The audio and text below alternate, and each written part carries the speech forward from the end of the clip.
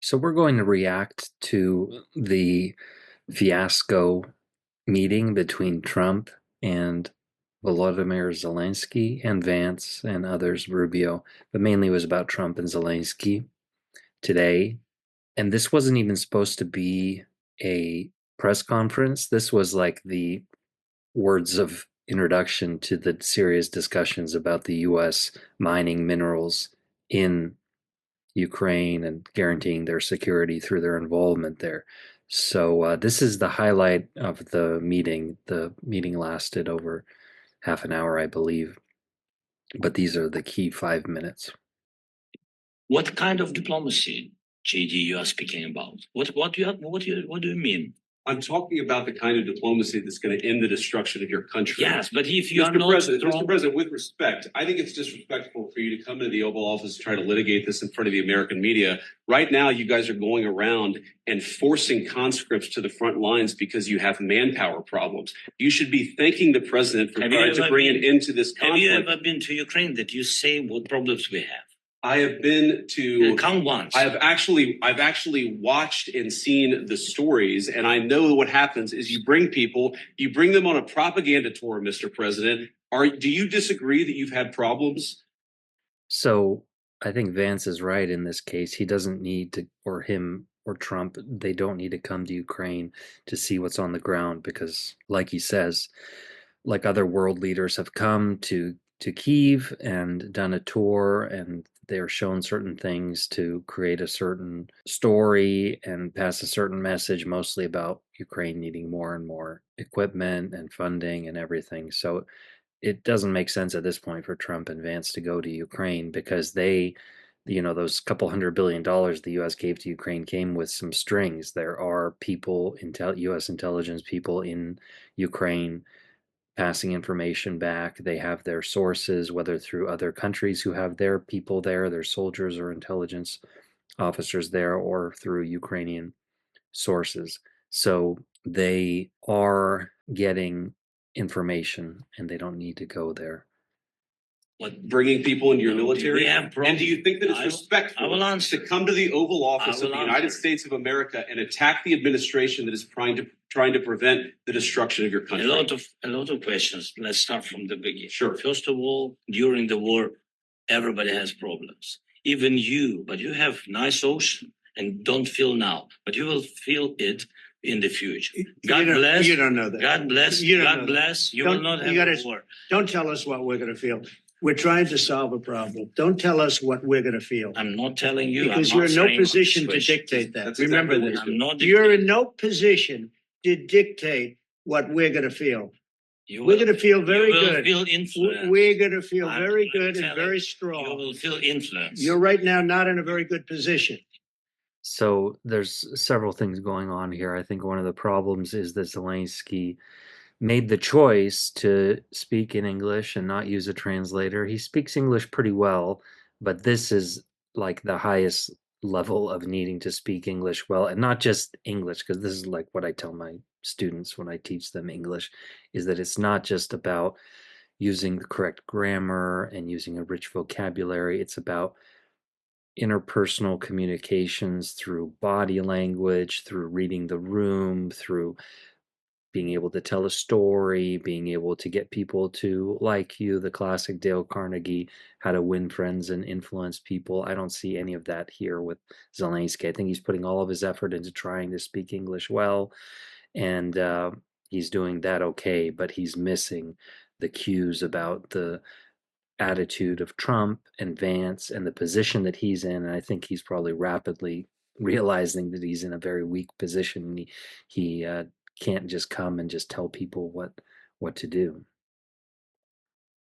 You've allowed yourself to be in a very bad position, and he happens to be right about it. From the very beginning of the war. You're not in a good position. You don't have the cards right now. With us, you start having cards. Right now, you don't. Yeah, you're playing cards. You're playing cards. It's very serious. Of course, Trump is just using the analogy of cards like you would in international diplomacy with a chessboard or playing chess, that type of thing. So Zelensky just needs to accept that, and it just shows that he doesn't have things on, at a high level. You're gambling the with the president lives of anymore. millions of people. You think You're gambling with World War III. What you You're thinking about? gambling with What are you World thinking War about? III. And You- what you're doing is very disrespectful to the country, this country. I'm It's with back all to respect to you. you. Far more than a lot of people said I'm wearing they respect. should have. Have you said thank you once? A lot of times. No, in this Even entire meeting, today. you said thank Even you. today. You went to Pennsylvania and campaigned for the opposition in October. Offer some words of appreciation for What- the United States what of are you speaking America about? and the president who's trying to save your country. Please, you think that if you will speak very loudly about the war, you He's can. not speaking loudly. He's not Yeah. speaking loudly. Your country's Can I- in big can- trouble. Can I Wait a answer? minute. No. Can You've I done a lot answer? of talking. Yeah, he has done a lot of talking. So this is just a clip of the press conference, but Trump gave him plenty of time, and Zelensky mentioned, the terrible things that have happened and the fact that Putin did invade the country and that he's doing the destroying of Ukraine, and these are all valid things. And Trump mentioned how, he's not going to just criticize Putin and then try to get a deal from him. So Trump is playing, a different game of cards, with even higher stakes, you could say, for the United States. So Zelensky should just know when to shut his mouth. Like here, he should just shut up and not get offended, and maybe put his hands together and kind of put his head down and kind of nod his head and try to sincerely say thank you. He's not Mr. Grateful, so I think that's a problem for him. But this situation, I think Vance and Trump are hamming it up a bit. They're playing it up a bit because they want to put Zelensky in a bad position, and he took the bait, and he shouldn't be so reactive here and to try to answer every question. Just because someone says something and it may not be true or it may not be, totally true, it's kind of distorted, doesn't mean you have to answer right away and get snappy and yappy, and that's what he's doing. Your country is in big trouble. I know. You're not I winning. know. You're not winning this. You have a damn good chance of we are coming out staying, okay because of us. Mr. President, we are staying in our country, staying strong from the very beginning of the war. We've been alone, and we are thankful. I said thanks You haven't in been this alone. cabinet, You and haven't not been only alone. in this cabinet. We gave you, through I this said stupid president, $350 billion. You voted We gave for you your military equipment. You And you voted men for are your brave, but they had to use our military. What about If you didn't have You our invited military me. equipment, You invited if me you to didn't speak. have our military equipment, this war would have been over. And it just, again, it shows that Zelensky is out of his league, really. And the thing is that he's been built up by the Western media, by European leaders who have been glorifying him as this greatest wartime leader for 3 years. And here he's talking about, you voted for him. He's talking about Biden. Of course, Trump didn't vote for Biden, and Vance and Trump are opposed to the Biden administration. But he's kind of projecting this, maybe a European kind of way of thinking of it, that this is your government, but the Biden government is gone. So it's a dramatic shift from Biden, but I guess he hasn't gotten the message that this is a dramatic shift, and he's sort of lumping Biden and Trump into one boat. He's talking about, you invited me here to speak. He was not invited to, give a lecture, but he did get in this or just meeting. It's not even a press conference. It was supposed to be the press conference after the successful meeting, but the meeting didn't even happen. This was just the public comments. And then in private, you can hash this stuff out. This kind of thing, it wouldn't have been the greatest thing, but it should have been in private, behind closed doors, not in front of the media, which I think Zelensky took a gamble here, thinking he was going to push back against Trump, but he's not on Trump's level. He's the one who's asking Trump for something. And he says stupidly, I don't know why he says that Ukraine has been alone from the beginning. Ukraine survived because of Poland, especially in the very beginning, and the United States, and then support from other countries to varying degrees. But he hasn't been alone, and he's gotten a lot, and he's been quite ungrateful, and he should just show some humility here. In 2 weeks. In 3 days, I heard it from Putin. In 3 days. This is something Maybe new. less. In 2 weeks, of course, yeah. It's going to be a very hard thing to do business like this. I tell you. Just say thank you. I said a lot of times thank you to American people. Except that there are disagreements, and let's go litigate those disagreements rather than trying to fight it out in the American media when you're wrong. We know that you're wrong. But you see, I think it's good for the American people to see what's going on out here. I think it's very important. That's why I kept this going so long. You have to be thankful. You don't have the cards. Just shut up, You're Zelensky. buried there. Your people are dying. You're running low on soldiers. Listen, you're running low on soldiers. It would be a damn good thing. And then you tell us, I don't want a ceasefire. I don't want a ceasefire. I want to go and I want this. Look, if you could get a ceasefire right now, I tell you, you take it so the bullets stop flying and your men stop getting killed. Of course, we want to stop the war. But you're saying you don't want a ceasefire. But I said to you, I want a ceasefire. with guarantees. Because you'll get a ceasefire faster than an agreement. Ask our people about ceasefire, what they think. That wasn't with me. For you what that wasn't with me. That was with a guy named Biden, who was not a smart person. That was with Obama. President. It was your president. Excuse me. That was with Obama, who gave you sheets, and I gave you javelins. Yes. I gave you the javelins to take out all those tanks. Obama gave you sheets. In fact, the statement is Obama gave sheets and Trump gave javelins. You got to be more thankful, because let me tell you, you don't have the cards. With us, you have the cards. But without us, you don't have any cards.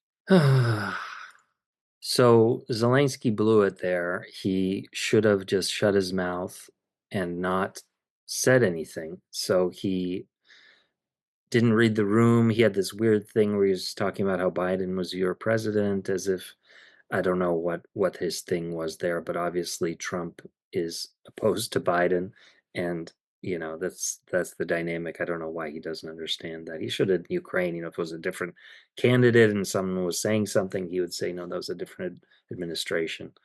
But he just has a strange way of looking at things. And like I said, I think a big problem is that he was buttered up by the Western leaders, especially in Europe. You're the greatest thing. You're the greatest leader. Everyone going to Kyiv and to show how tough they were by going there. And Zelensky, the tough wartime leader, was there to receive them and tell them what they should be doing and what they needed and what they should give Ukraine. More, give. So this attitude of just demanding things is not a good look for Zelensky, and it was really at its worst right here. And say, oh, I did say thank you. I did say, just shut up and say thank you again, and smile and bow your head a bit and curtsy if you have to. This is really, this is the big time, and you're acting like a small time player, and you're making these weird facial tics like what huh? Like, I don't understand what's going on here. Like, that's not going to convince anybody. So I said his English was okay, but it's just not at the level. And like I said also, it's just not about grammar and using the right words. You have to learn to read people. You have to make eye contact. You don't make stupid facial gestures. This is standard among international politicians, even when they're having difficult public conversations, that even when someone says something that may offend you or it's incorrect or whatever, you keep a poker face and you smile and you try to explain things if the opportunity is right, but you don't get into this snippy arguing back and forth like he was doing. So I think Zelensky blew it here, and he probably should have gone through a translator, although that's weak as well.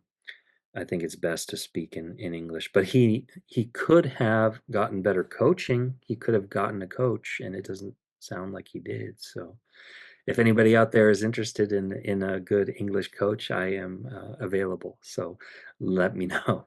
But there's a lot of variables at play. And when you're at this level, you need to learn to read the room and to not play above your capabilities.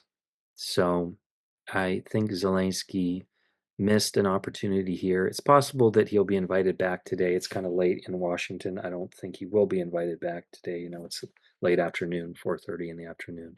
Maybe tomorrow. In any case, he's in a much weaker position. He's been knocked down a few pegs, whether he knows it or not. I think he's finally understanding that. He just needs to play a different game. He's not a world leader on the level of Trump or even Putin or Biden before him, but I think he thought that he was speaking with an equal, but he's not an equal. And like Trump said, the U.S.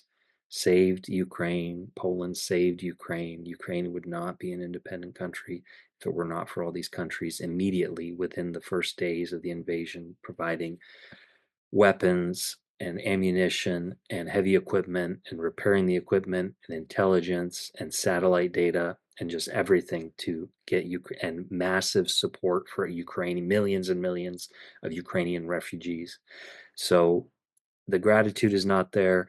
I empathize with the Ukrainian people that they have this leader who is not up to the job, and it may take Zelensky being replaced with, I think his name is Zaluzhny, the former head of the armed forces, who was removed by Zelensky because he was seen as a competitor, not that he was incompetent.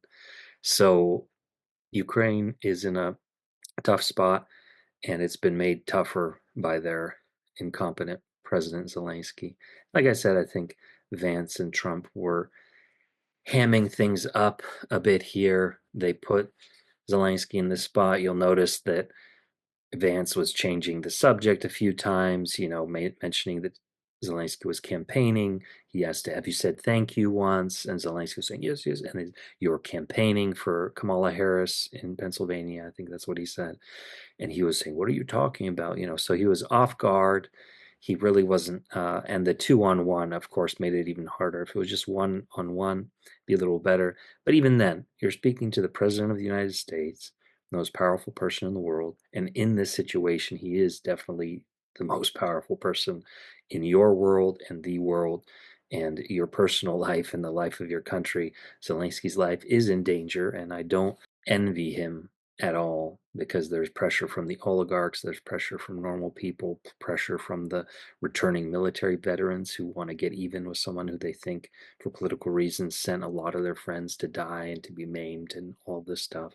So it's a tough spot to be in.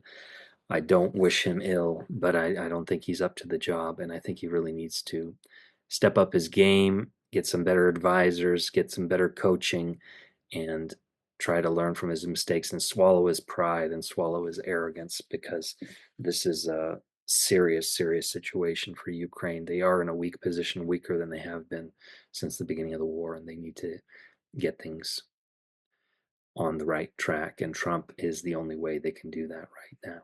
So we'll see what happens. What do you think? Did you watch the press conference? Leave a comment below, and let's get to 500 subscribers. I'm right there. I'm right there. Talk to you later.